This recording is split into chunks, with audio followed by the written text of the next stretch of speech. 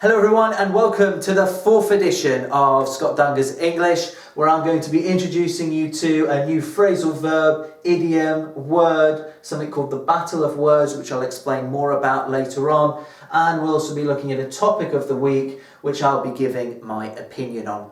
Now before we get into this, I'd like to say a huge thank you to everyone who has liked, shared and subscribed to the channel so far. It is much appreciated and I really hope you all enjoy and learn something from today's video. Now it's time to look at our phrasal verb of the week, which is nod off, nod off. And our definition is to begin sleeping, especially when you had not intended to. To begin sleeping, especially when you had not intended to. My example for you here is, I hope no one nods off during this lesson.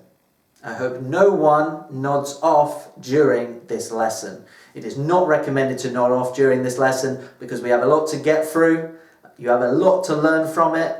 And you're going to hear my opinion on the topic of the week. So definitely worth sticking around for that.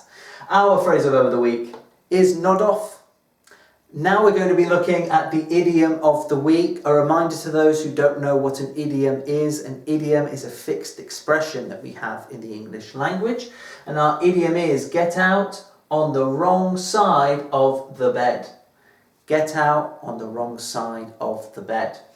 Our definition is to be in a bad mood and to be easily annoyed all day. So to be in a bad mood and to be easily annoyed all day. For example, my mother is angry. She must have got out on the wrong side of the bed. My mother is angry. She must have got out on the wrong side of the bed.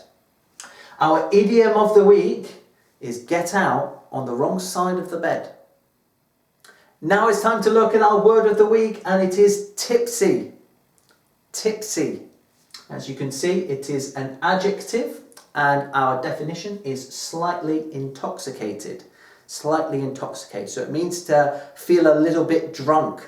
Feel a little bit... I'm alright. To feel a little bit drunk. My example for you is, my friends and I were a bit tipsy at the party last night. My friends and I were a bit tipsy at the party last night. Our word of the week is tipsy. Now it's time for the battle of words, and a reminder to those that don't know what the battle of words is when we look at 2 or 3 words in the English language that are similar but not the same.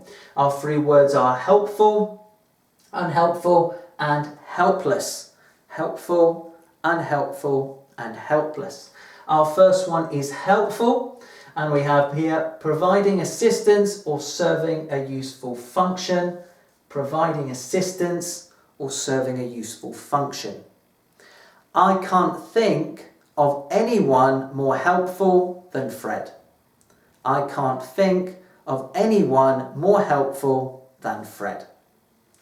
Our second one is unhelpful, and we have not wanting to help someone, providing no assistance.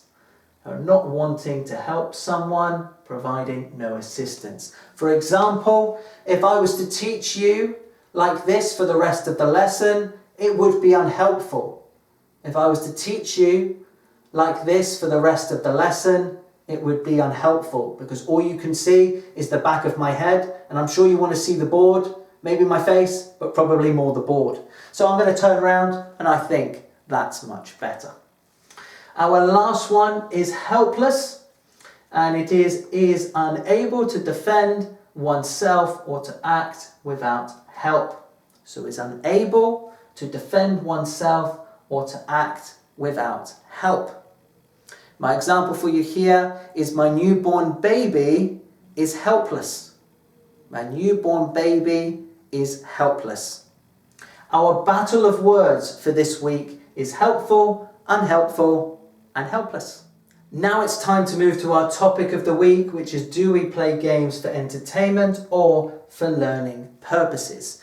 Now, as far as I'm concerned, the reason why I play games is for entertainment.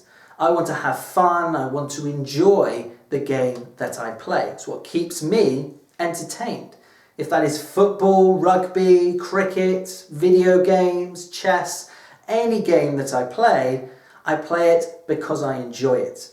I also want to win at the same time, which is why we play. We play because we want to win, we want to be the best we can be.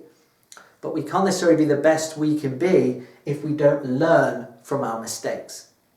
Very rarely are we instantly good at something. It takes time. Something that takes time, takes patience, something that we have to learn from when we play a game. Otherwise we get frustrated, and then when you get frustrated, what ends up happening? You stop playing. So that's where it's important to learn. Now, when it comes to learning games, I'm going to give you an example of applications. Let's say language applications. So language applications have made it a little bit easier for people to learn languages, such as Italian, German, Russian, any language really. And by having it on application can make it easy for people to access, can also be a little bit more entertaining and educational for them.